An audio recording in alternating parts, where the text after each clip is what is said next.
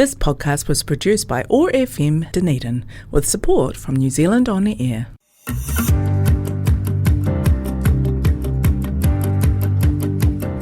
Welcome to What's News Dunedin, brought to you by Hazur Kebab, the radio show that spawned from the 20,000 plus strong local Otipo Dunedin What's News Dunedin Facebook group.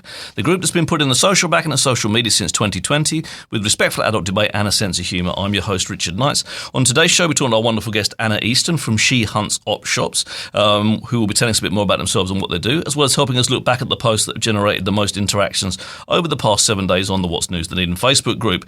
Those posts this week are two Whangamata community board members walking out of a meeting due to a karakia, a spate of suspicious fires throughout Dunedin, with another one last night at Outram Glen, and the anger that rainbows seem to be able to cause amongst a certain demographic of our population. Anna, welcome to the show. Hi, Richard. Thank you for having me. Anyone that's listened to the show more than once will know that I have a pun of the week. So we have a Pun Day Monday on the group on the Monday. Everyone brings their best dad jokes and their best puns. Right. Max Reed is normally our sort of reigning champion for that. He seriously has. He's got more puns than you can. He's just clearly. I think he's just reading them out of a book. To be fair, I'm not sure he's remembering them all. Friend of the show, he's already been on.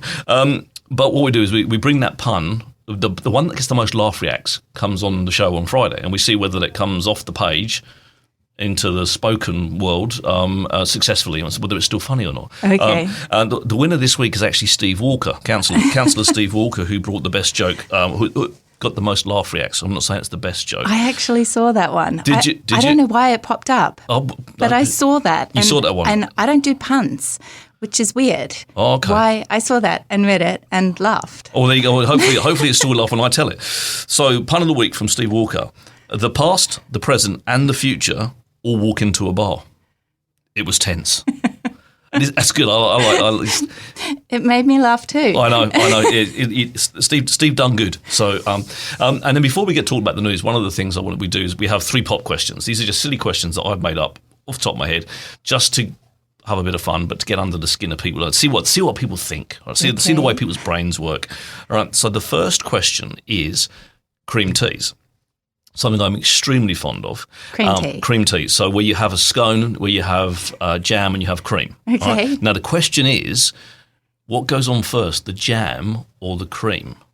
Onto the scone. Onto the scone. Yeah. Scone. You can say it. You say how you like. I get told off the way I say it because I'm scone. The scone. What goes on first to the scone? The jam. The jam. Perfect.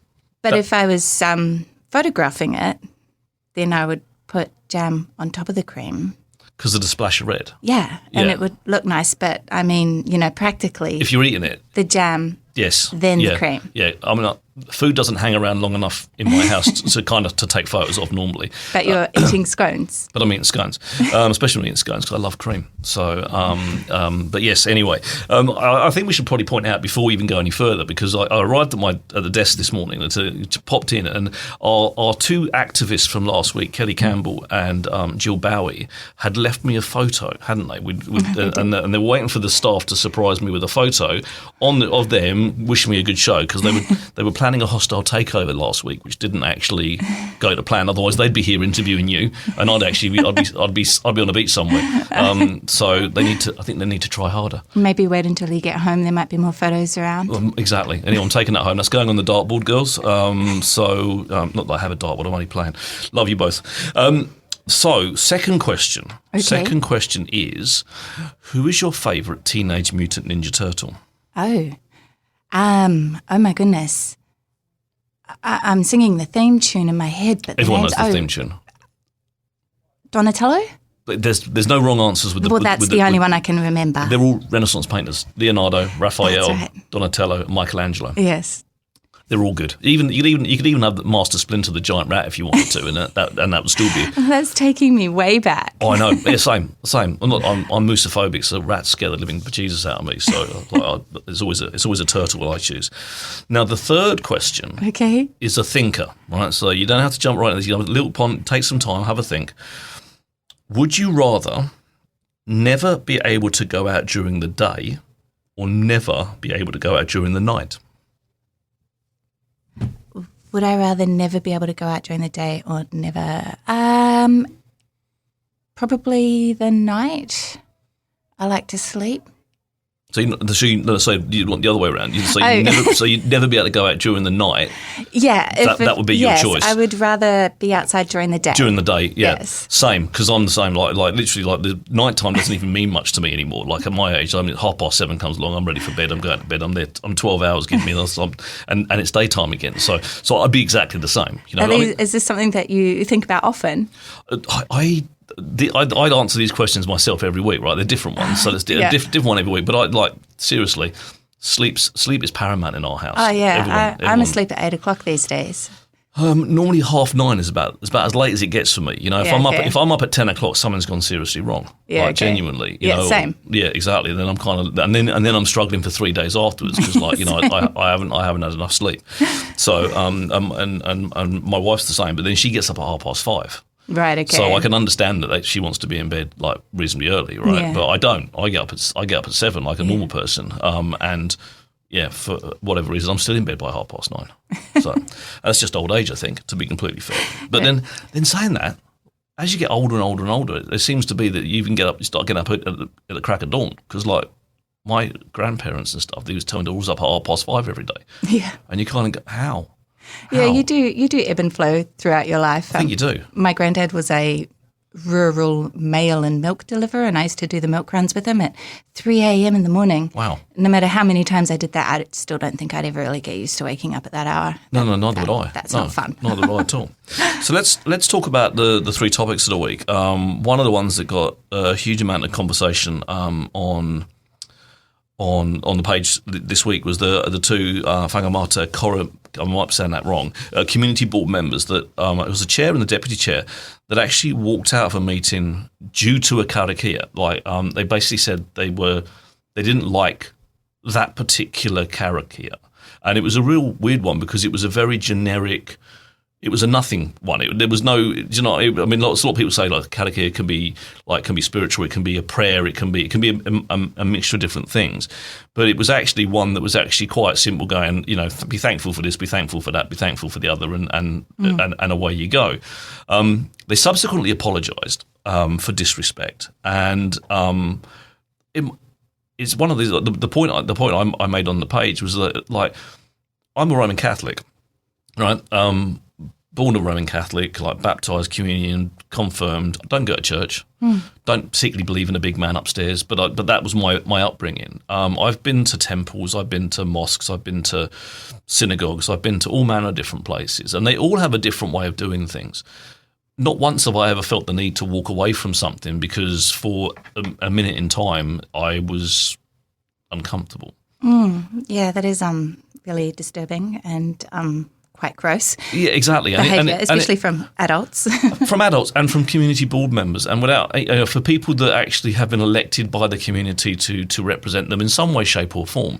And disappointingly, it was two older gentlemen, very white-skinned, I'm not making any claims on their heritage. I'm white-skinned, but I've got Indian heritage, right? You wouldn't tell that looking at me, but I have.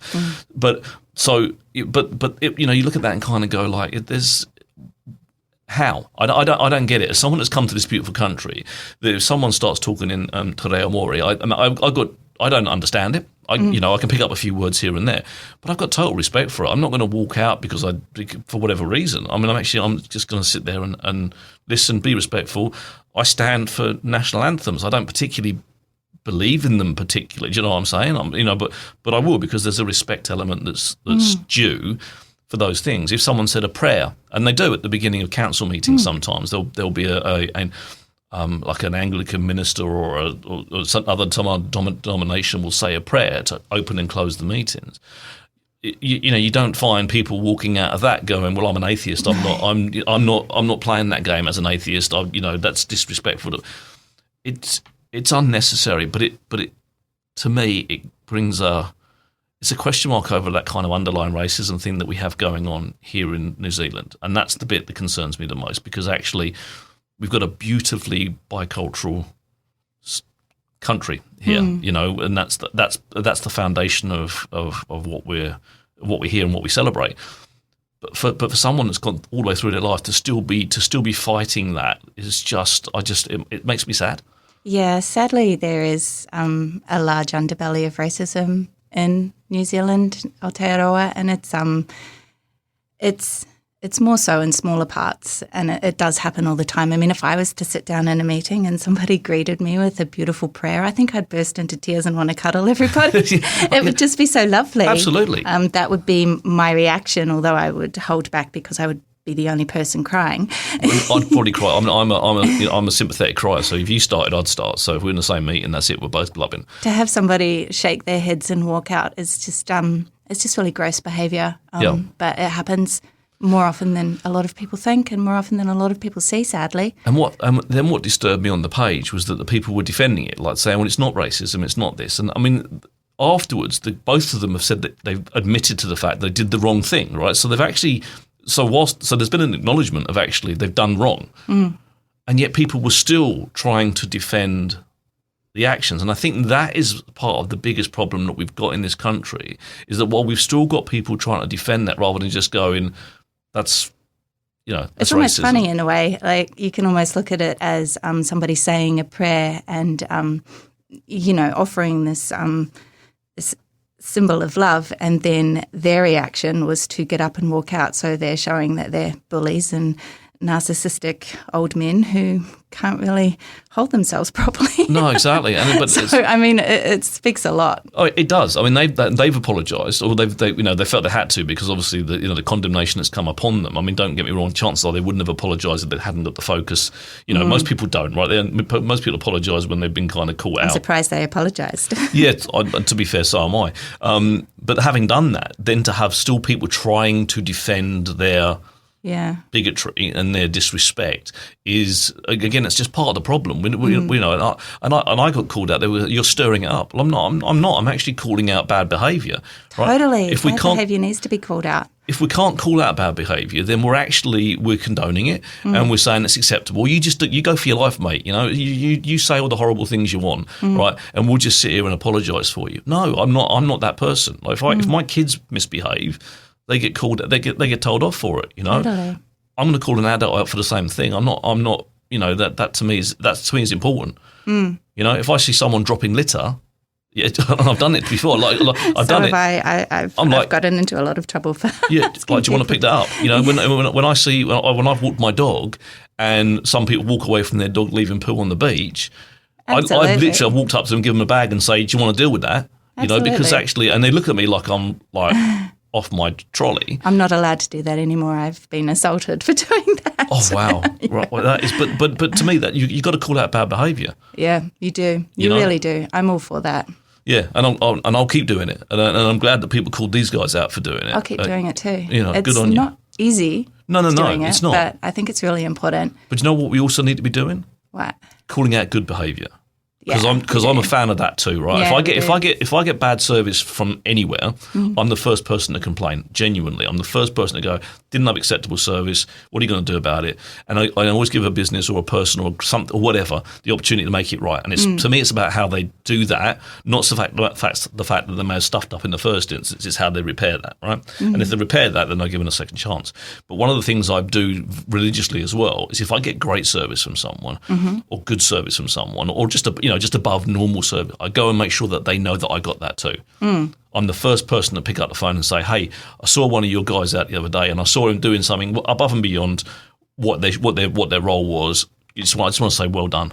Oh, you've got to share the love. And people are surprised by that. Oh, okay. People. Oh, I thought you were phoning to complain. I'm like, no, I'm phoning to just say. I would phone and complain, but actually there was someone doing a good thing and I wanted you to know about it. Well, my husband and I have just recently sold our business. We had it for 5 years. In Oamaru, we ran a septic tank business. Right. So we were literally hauling away people's poo. And every now and then, not often, but every now and then people would phone us to thank us. And it was always really nice. Of course especially since we'd taken care of their waste.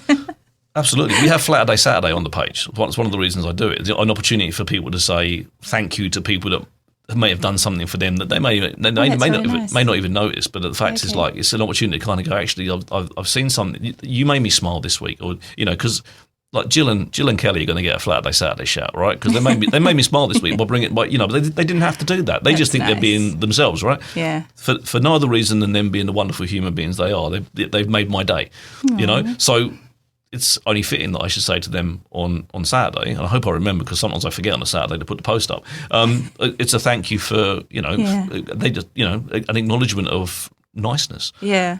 And I don't think there's anything wrong with that. If we're quick to criticise, we should be quick to praise as well. Absolutely. I'm all about love. No, absolutely. Now, second topic of the week, suspicious fires. There appears to have been, like this last week, there was 4 in one night. There's another one last night. There's been someone arrested for arrested and charged in the paper this morning for at least one of those fires. It's a bit concerning. That you had Glamis Hospital, the derelict place up in Mornington, I think it is, that went up last week or the week before, and then there's been a whole load of other fires in the last couple of weeks. There's been sort of this spate of suspicious fires. I believe mainly in either empty buildings or not that makes it any better, but at least there's a less risk of a fatality or serious injury. But I've never, in my brain, in 15 years of being in Dunedin, it's not something I recall. Organised, meticulous arson. Yeah, it's random and it's not cool. No, exactly. I can't imagine it would be fun for the police to have to investigate this sort of a crime either. No, and then the fire brigade. I mean, there's always the risk, right, in a building like that someone's taken shelter. Like, as one of our homeless or vulnerable of kind of, without anyone knowing there's something, and there's now you're discovering a body. I just can't. But I don't get in what people. I mean, don't get me wrong. I understand the fascination with fire. I do. As a child, I would set like little bonfires and stuff like that, controlled stuff like place that I'm not going to set fire to a building. No. But we've always had man has had a fascination with fire since we invented it. I said that in inverted commas because no one really invents fire. But I just don't. Yeah, it just suddenly feels that this is just a lot in a very short period of time. Right. Yeah, I actually hadn't been following that particular news closely. I had seen the headlines, but I didn't really read much into it beyond that. But I hope that something gets sorted about that soon. Yeah, obviously. I just hope it's not ongoing. Yeah. Because if it is, I mean, maybe it is that one person. If it is that one person, hopefully that means that they've caught and stopped what's happening. But of course, if it's 4 different people doing 4 different fires, potentially there's. Yeah, okay. There's more to come. I don't know. I don't think there's much we can say about it other than the fact that please stop lighting fires. Like, don't set fire to someone's property that's not yours. Happy days. Kind of goes without saying, but I've chosen to say it anyway. So, and then I want to move on to the third topic of the week. Now, Bath Street, not far from here, has just been finished and redone because there's been a whole load of water work and sewage work, underground works, and they had to kick people out of buildings on the other side of Moray Place. So I remember Side-On used to be there, and because the roadworks happening, pipes there. went all the way amazing. through, and then they're now repairing Moray Place and resealing the roads and stuff. But there was talk they haven't quite got round. They're going to do some rainbow crossings at either end. I did see that news, which is fantastic, but it's not. It hasn't happened yet. It'll happen later. What struck me as again sad is that.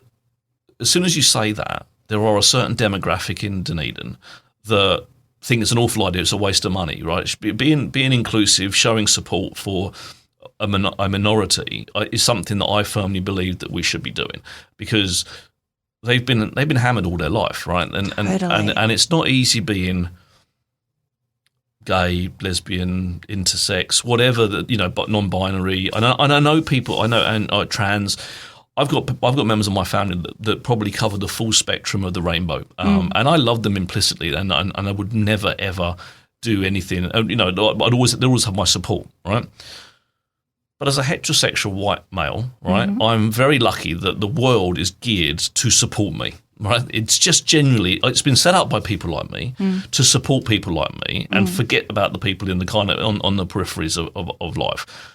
When you're talking about putting a bit of colour on a road, to send a message that just says we support and love our rainbow far now. I look at that and go, that is the least we can be doing, because even in 2025, people are ridiculed for their sexuality. People are harassed, bullied, hurt, killed, made to feel like a lesser human being. That is still happening, and it is rife. It's not like it's just happening all the time, every day, right now. Yeah, and these people are.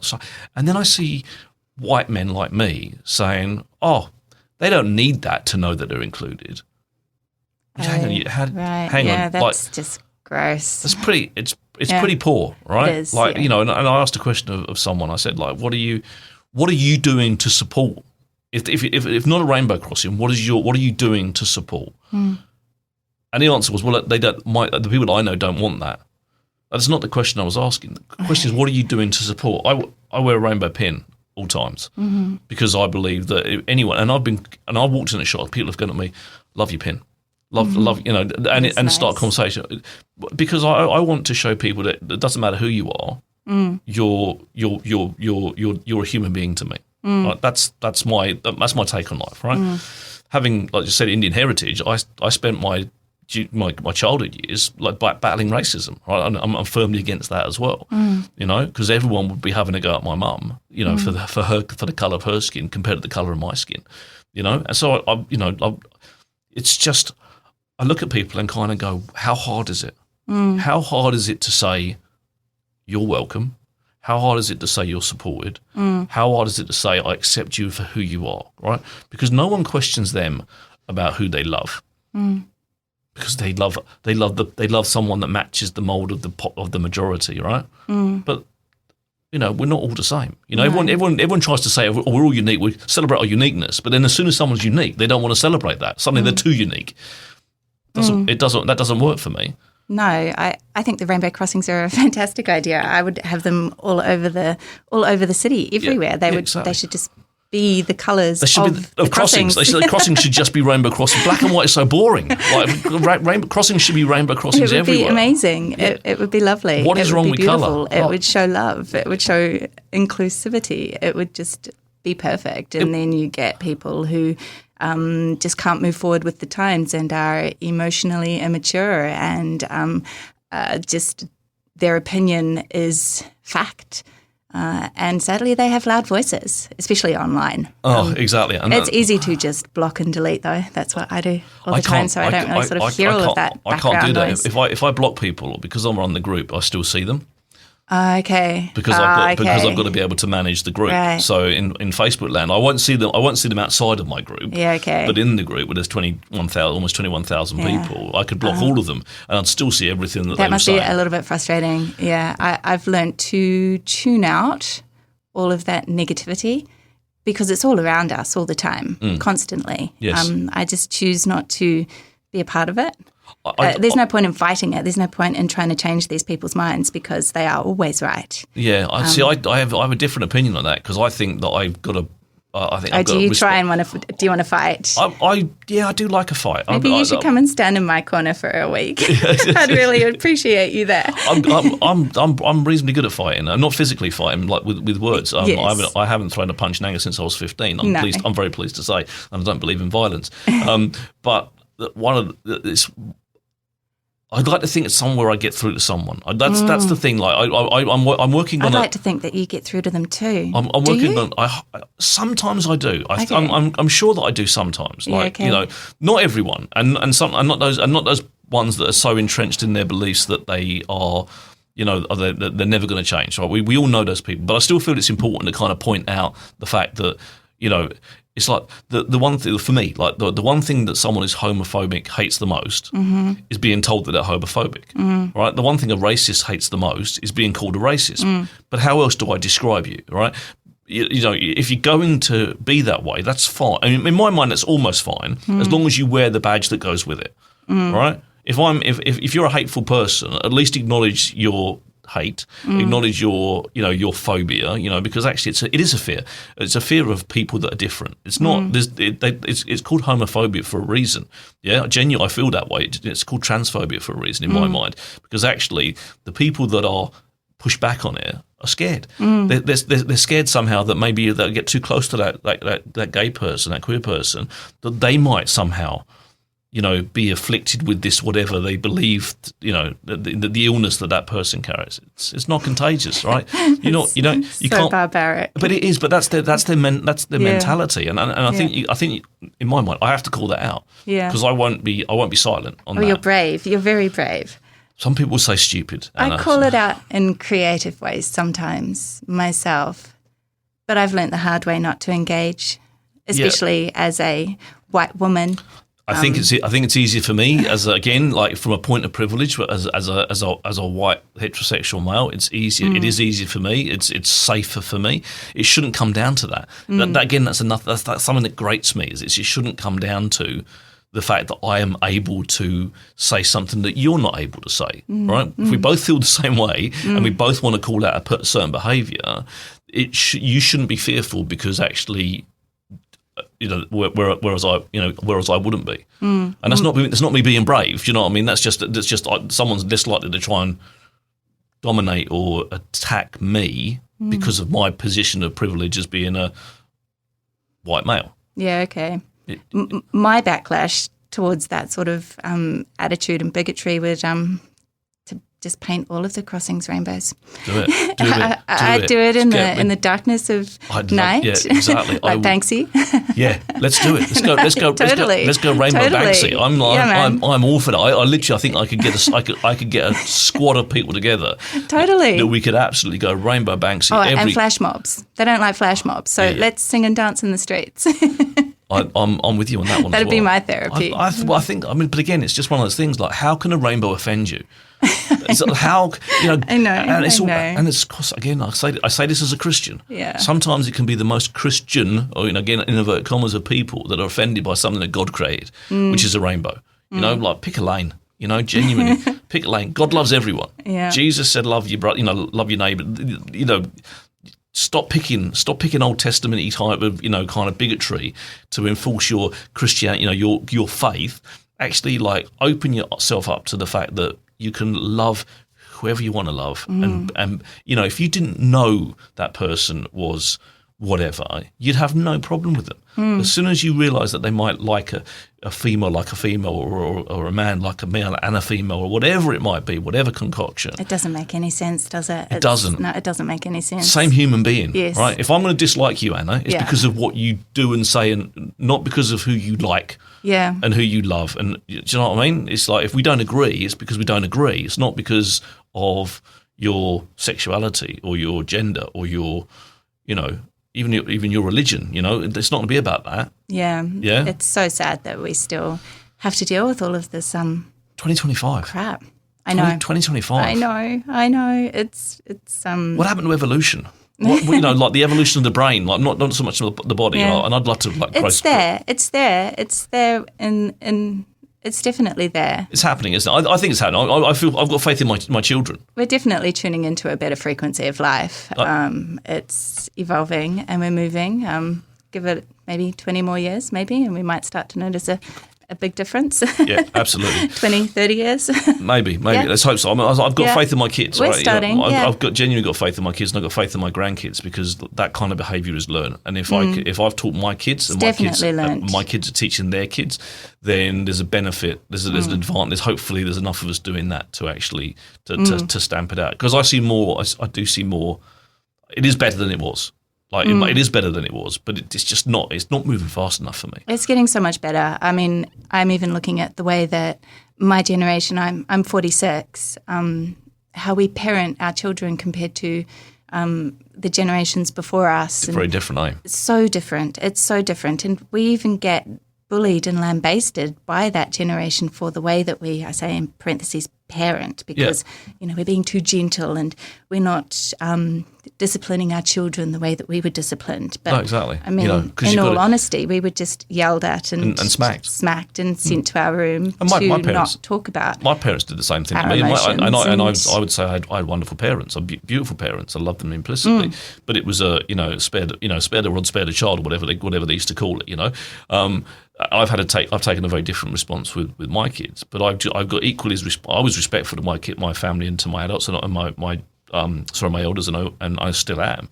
But my kids that haven't been through that same parenting style are exactly the same as absolutely. Me. You can teach respect so is mine. without hitting them, without emotionally abusing them, without neglecting them, and it just takes a lot more patience, which is something that I think a lot of people didn't have. It was just easier to lock the problem away and not deal with it. Exactly. So I think that the way that a lot of our generation are parenting our children now, we'll really start to reap the benefits of that kindness and that empathy that we're pouring into our children. I hope so. Soon, hopefully. Soon. Yeah. Sooner the better. It's happening, but just slowly. I definitely agree. Now, great place to finish that first part of the show. I want to talk about you next, but before we do, can I get a word from our wonderful sponsor? Cool. Have you checked out Hazur Kebab yet? It's your go-to for a delicious lunch, a tasty dinner, or anything in between. Order online to save time and pick up some delicious, authentic Turkish cuisine in just minutes. HazurKebabCafe.co.nz. Dine in or take away at 906 George Street.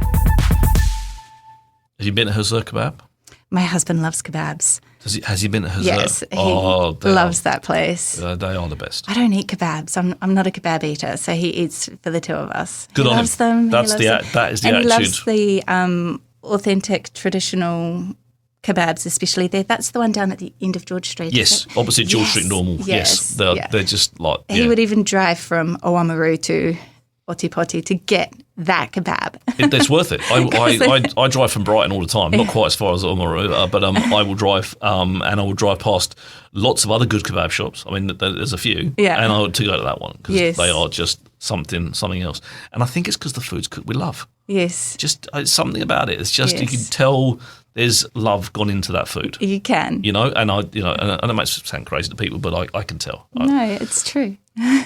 So I want to talk about you. Like I put the shout out on the What's News Dunedin page quite regularly about who can I talk to about stuff that's going on in the community. Who's a good person to bring on my show? Right, I'm always looking for new people to be nosy with. And your name popped up because you have. I know you. Obviously, I do know you a little about your waste business because we've spoken by email and stuff since we introduced each other. Mm-hmm.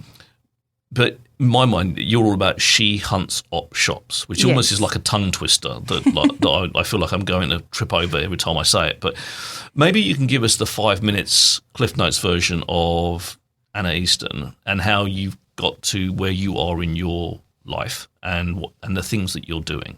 Does that make sense? It does. I can try and wrap it up into 5 beautiful minutes. You can have 25 if you want. If it takes that long, that's cool. It's not. We've got 25 to the end of the show. You take as many of those minutes as you want. No, absolutely. I mean, in a nutshell, I guess ever since I was really little, from about the age of 7, I've always loved treasure, like old treasure books and tins and candle holders. And my grandfather was an auctioneer. And he had this 3-bay shed at his house that he kept all of the antiques that he didn't have the heart to sell on in auctions, and he hoarded them, I guess. And they just lived in his shed, and every now and then he would take some out and auction them. So every time I go to my grandparents' place, I just lived in those sheds. And I think that's where my love for treasure started. I also had a tree house when I was about 8 with my friends at school, and I meticulously chose the spot for it looking over the dump so that we could scavenge the furniture that people were throwing out to decorate our treehouse with. Wow.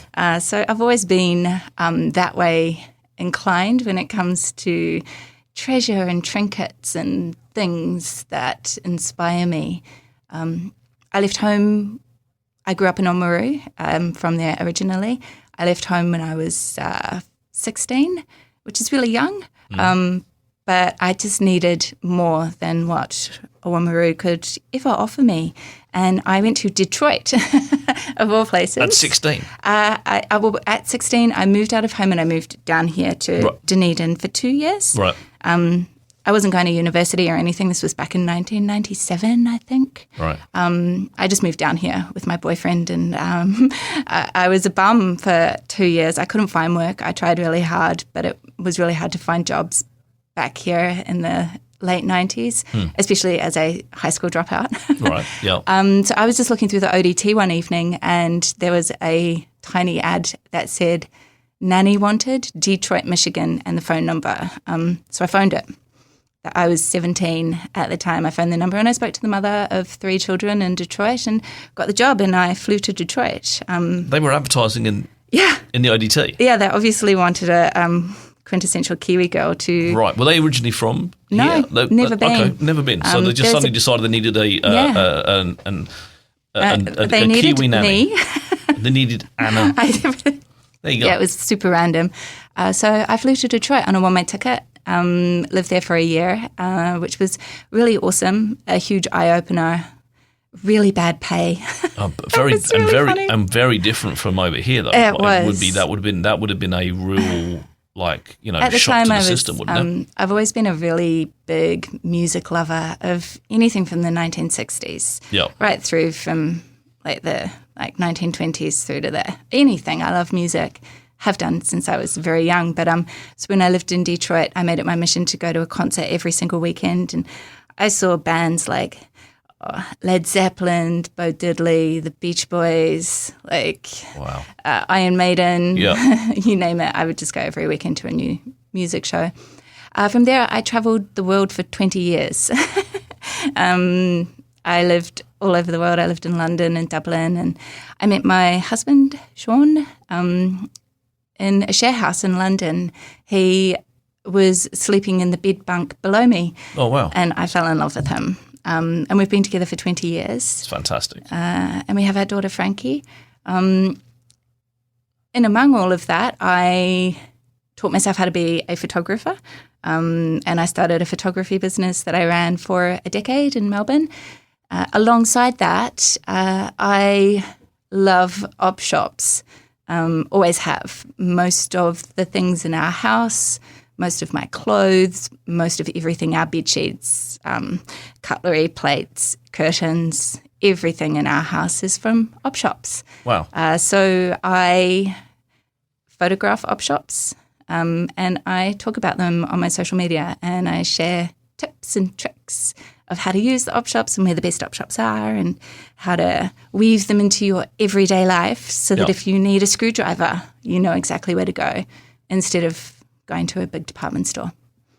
And that's just touching the tip of the iceberg of who I am. Fantastic. So, first question from me is it's got nothing to do with op shops. How many countries have you lived in? What can you name them for me? I've managed 2: the UK, England, and here. I think I counted it once. I think I've travelled to 51 countries and cities. Wow. Yeah. I had that passport. I had an amazing passport that at the time you could get all of the stamps. Yeah. And it was so incredible. They don't do that anymore. I know they don't. And I lost that passport. But I do remember looking back through it. And I have gone through and counted the countries and the cities that I've travelled to. And it was just over 50. Wow. Yeah.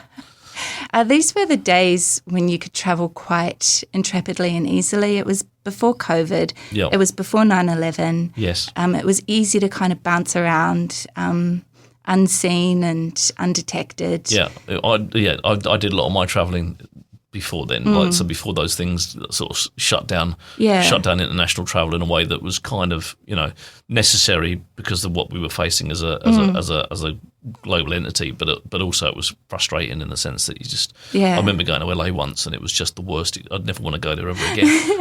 Post 9/11, and because they had made you take your shoes off and. I haven't really travelled since. I don't mind taking my shoes off. I'm quite happy to walk around with no shoes on. It was just the intrusive way that everyone was kind of made to feel very, very scared. We used to move countries. We'd move from London to Dublin on the boat.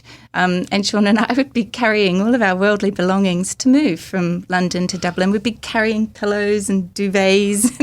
And, Stuff that wouldn't fit in a suitcase. Yeah. Totally. Yeah. We're just going to go live here for a little bit. And what are you doing? Moving. Yeah, totally. What's it look like I'm doing? I'm just moving country. Totally. I've Totally. got board behind me. I'm going that way instead. We've got some stories indeed. Oh, I bet you do. Yeah. I bet you do. We should have a beer and then we'll talk about all the fun stuff. So you meant, I don't know what it is, but you mentioned screwdrivers, right? Yeah. So and then I've weirdly had a bit of an epiphany, right? And because I'm not someone that uses op shops, right? My wife likes going to the op shops and stuff. Absolutely. I can't say that I've ever bought anything from an op shop. Like, Ever. Yeah. Do you go in and just like, this is crap and walk out? No, I don't go in. Like I just don't. If I go in, you're there. I go with my wife. Exactly. I'm so far behind the op shop thing that I'm not even in the shop. Okay. Right. I'm just an op. That's cool. I'm so far. I'm an op. Yeah. I haven't even got to shop. Totally. Yeah. But I had a weird epiphany, like when you just mentioned a screwdriver. Yes. Because I wouldn't even think that I would go to an op shop to get a screwdriver.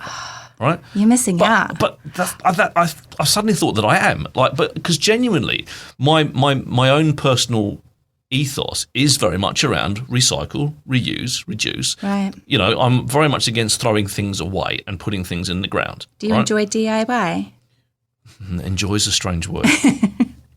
I'm very rubbish at DIY. No one enjoys my DIY, should I say. Not the people that experience it, the people that do it, which is myself. You sound like me. I can cut myself on thin air. Literally, I can cut myself. My idea of DIY is if you can't super glue it, you can't fix it, ever. I remember screwing two pieces of wood together, and I came into work the following day, and it looked like I'd been in a fight with Mike Tyson. My hands were like covered in scratches where the screwdriver had slipped, and I'd stabbed myself. It was I'm awful, and I genuinely am. If I pick up a tool at home, my wife normally phones ED and says, "Just be ready. He's probably going to come in and see you." Right. Well, I think that like over the years, I've subconsciously honed my mind into a way of life with op shops. It's almost as if I've created my own philosophy without even knowing it, without even understanding what I'm doing. And my husband, Sean, watches from the outside as how I use op shops, and he finds it fascinating. He can't believe it. He's gobsmacked as to the things that I find and the way that I do it. I do it so naturally that I don't even notice it. And he helped me pull it out of my head one day. And he helped me understand that I do. I literally have an op shop philosophy. And I guess because we've moved so much, even in the last 5 years alone, we've moved house 8 times. Wow. But we've moved countries as well. And so every time that I'm living in a new country or a new city, one of the first things that I do is get to know my op shops. Like I find out where all the op shops are.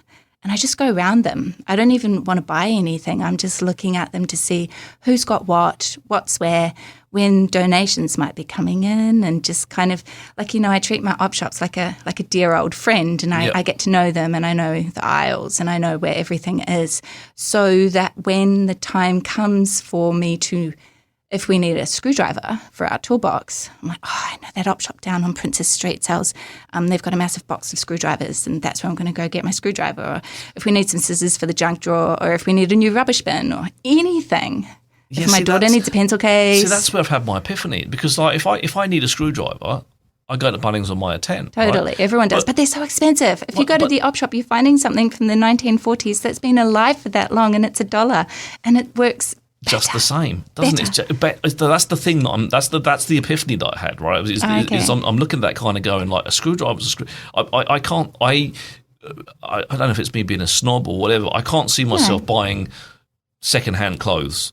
I can't. I'm not saying I don't know why. It just doesn't. That's fine. Totally. And not everyone's. Although if you let me take you clothes shopping, you might change your mind. You never know, and then that might ever happen. But my wife would be like, "I can't take you shopping." Like, how the weird one to explain. How the hell is this Anna going to be able to take her to go shopping? But But the point I'm saying, the point that suddenly kind of clicked in my brain, and after 53 years around the sun, is the first time it's happened. Is like that screwdriver is just as good as the screwdriver I'm going to go and buy from Mitre 10. How much would you spend on a screwdriver at Mitre 10? Well, I wouldn't know because I'm like they're not cheap. They're not. Tools. Anything's like not cheap. Like a box of nails at Mitre 10, a box of 20 nails is about $10, maybe $15. You can go to an op shop and buy a jar of nails for $1. Again, it's so good. That is the. And the jar will be mix match as well, so it will have all the size nails that you need. So you don't have to buy 7 packets of different sized. You pick and mix assortments already happened. It's so sexy. But that's the thing, you see. That's the bit that I've had that kind of like. Now, what would annoy me is if I had to go around 12 op shops to find that jar of nails. It's dedication. Or 12 op shops to find that screwdriver, right? See, what would annoy me is having to park my car at Bunnings or Mitre 10 and then spend half an hour looking through all the mazes of all of those aisles and not finding what I need, and then having to talk to someone to take me somewhere and then finding out that they don't have it in stock. That just brings me a whole bunch of anxiety that I'd rather spend in an op shop. See, my son works at Bunnings, so I just text him saying, have you got that? And he's like, yeah. And I'm like, put one aside. So I've got to sneak you in. But I hear what you're saying. But again, if I knew that I could go to, go to a shop X, wherever that might be, and actually then pick up that screwdriver that I need. Well, I can tell you 2 op shops right now that have a good bunch of screwdrivers. Tell me. The new one that's just opened up down on Princess Street, the SPCA. Yeah. Yeah, that's got a lovely hardware section. Fantastic. And also the Mosgiel Hospice has a really awesome, bric-a-brac section where you can find tools, shower curtains, hooks, hammers, nails, crowbars, all that sort of stuff. Wow. Those 2 would be my, go-tos if I needed a screwdriver or something to put into my toolbox.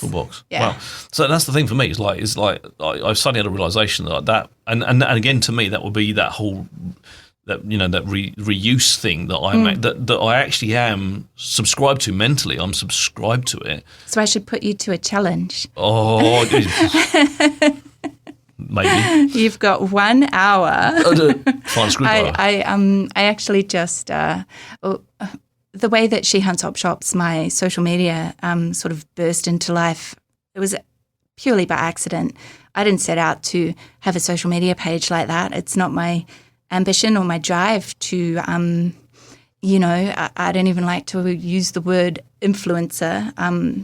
I like to think that I maybe inspire people and I bring them joy through an inspirer. My content. Yeah, we like an that, inspirer. Yeah. It is nice. There you go. It's much better than influencer, right? I know. I do find myself saying that a lot because I like to inspire people. But She Hunts came into existence by accident, and everybody just kept coming, and they just kept coming onto my social media, and I was like, what's happening? Why is everybody here?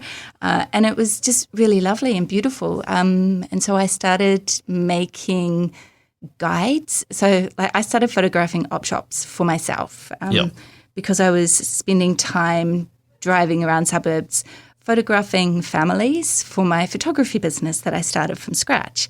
And as I was exploring all of these new suburbs in Melbourne, I was living in Melbourne when I was starting my photography business, I was going to suburbs that I normally wouldn't go to photograph my clients. And I would leave and I'd be like, oh my gosh, there's 3 op shops in a row in a suburb that I'd never normally come to. I'm just gonna go to those op shops before I go home and edit these photos. And I started wanting to remember where those op shops were and what op shops had what in them, because some op shops were amazing for beddings and cane furniture, and some op shops were amazing for knickknacks and kitchenware. So I started photographing these op shops because I had my camera with me. And it was a professional camera, so these were like really professional photos of these random op shops. And I started making galleries of them in my photo gallery, and then I needed to access those galleries online because I'd be out on the road and I'd be calling my husband and be like, hey, can you just go to my computer, please, and look up the op shop that was like. So I started a Facebook page because I knew that I could upload all of the photos to Facebook, and I categorized each album per op shop and I labeled them with like their location and what was in them. And that was how I started my page. It was essentially a map for It was a catalogue me. for you. It was a catalogue for you to start off with, wasn't it? Yeah, it was was your... so that I could access my op shop guide online when I was like out in the field photographing families, and people started joining. So I started making op shop guides, and I started just creating, like, you know, if you're going to be going to this suburb for the day to do your grocery shopping, here's 7 op shops that are really close together or within the vicinity. There's a supermarket and there's also a playground, so you can play with your kids. You can make a whole day of it. Just whip around all of these op shops and get your grocery shopping done and take the kids to the park and come home feeling happy. So I just started making op shop guides. And Yeah. I've got some questions banging around, but before we do, I bet you do. I do. So It's a lot to wrap your head around. Another quick word from our sponsor. Have you checked out Hazur Kebab yet? It's your go-to for a delicious lunch, a tasty dinner, or anything in between. Order online to save time and pick up some delicious, authentic Turkish cuisine in just minutes. HazurKebabCafe.co.nz. Dine in or take away at 906 George Street. I didn't think I'd be spending an hour talking about op shops, but I've been inspired. Genuinely, I mean that sincerely. I've been inspired. You are an inspirer. That's most definitely the case. Oh, that's so nice to hear. I haven't even started. I know. I've got a funny feeling. I've I've got a funny feeling there'll be shows 2, 3, 4, and beyond. But we haven't even gotten into sewage yet. No, we haven't. Sorry. I haven't. Sorry. No, exactly. And we've only got 5 minutes left. I Okay. told you the 55 would go really quickly. Like when we were sitting in before the show, when the minute was taking so long to pass through. In the last 5 minutes, I've got a couple of questions. How many op shops are there in Dunedin? Actually, I've just created a map because I am a super geek. That doesn't surprise me. Off the top of my head, I'd have to have a quick look, but I think in the city, like just the city here, and we're talking just to the end of Princess Street to the Octagon just beyond, maybe 10 or 12 op shops in that area. And then in North Dunedin, there's 3 or 4. In South Dunedin, there's 3 or 4. And then Mosgiel, there's 3. So can you do the math? Because I can't. No, I lost track when you kept saying 3 or 4. Well, I would say so there's definitely 20 plus. There's 20 plus in that. Including Mosgiel. And they're just the op shops, like actual true op shops. On top of that, you've got your vintage stores. So like secondhand recycling that aren't a quintessential charitable organisation like Save Mart. And, you know, there's the one down on Stewart Street by Maggie's, the vintage store there. Oh, I know the one you mean. Yeah, I walked past that on the way here. There's, you know, a lot of those. And then you've also got the car boot sales and the market. That's not such a big thing here, though, is it, car boot sales? There is. There's one car boot sale a month, the Wobblies car boot sale down by the ice skating rink in South Dunedin. Sorry, I've only moved to Dunedin on Victoria Road, very recently, so I'm still finding my way around. But it's called Wobblies car boot sale. Because car boot sales in the UK are huge. You can't drive anywhere. So good. You can't drive anywhere on a Sunday without seeing so big fields full of people walking around, just basically swapping their junk with each other, and then doing the same thing the following weekend, and maybe swapping it back. It depends. Yeah, but they are a big thing in the UK. They are huge. And the Wobblies car boot sale is amazing, but it's hit and miss. So if you get it on a really good day, then it's really cool. But if you get it on a slow day, there might just be 3 or 4 cars there, and it's a little awkward. Yes.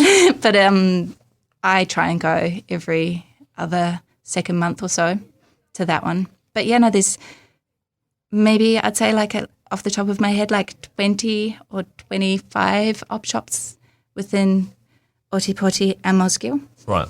I'm with you. I don't want to ask this question, but I'm going to ask this question. Go for it.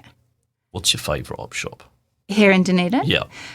Because I don't want the others to get upset with you. But what is your favourite? I've got 3. No.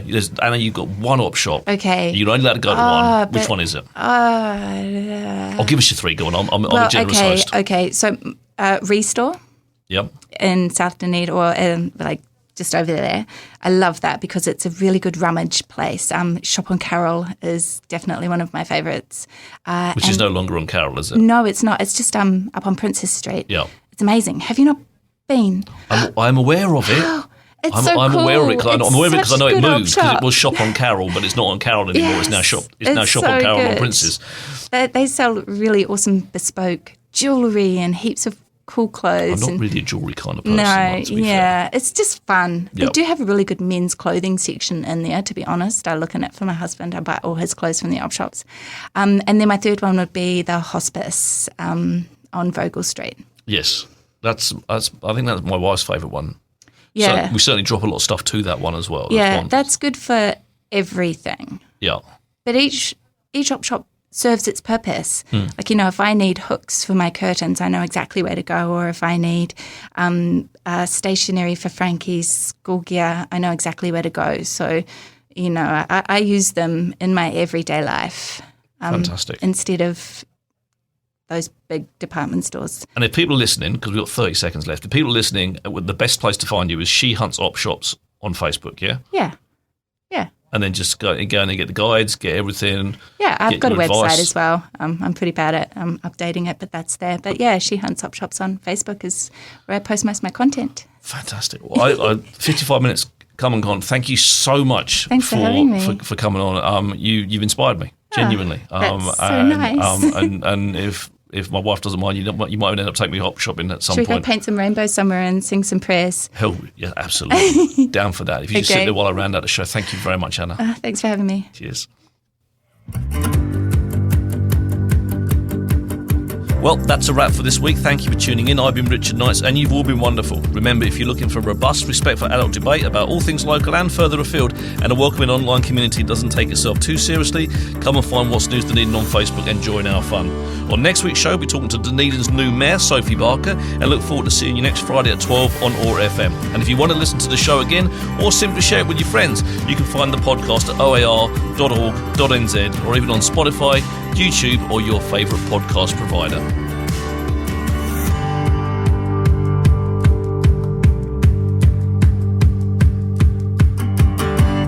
This podcast was produced by OAR FM Dunedin with support from New Zealand On the Air.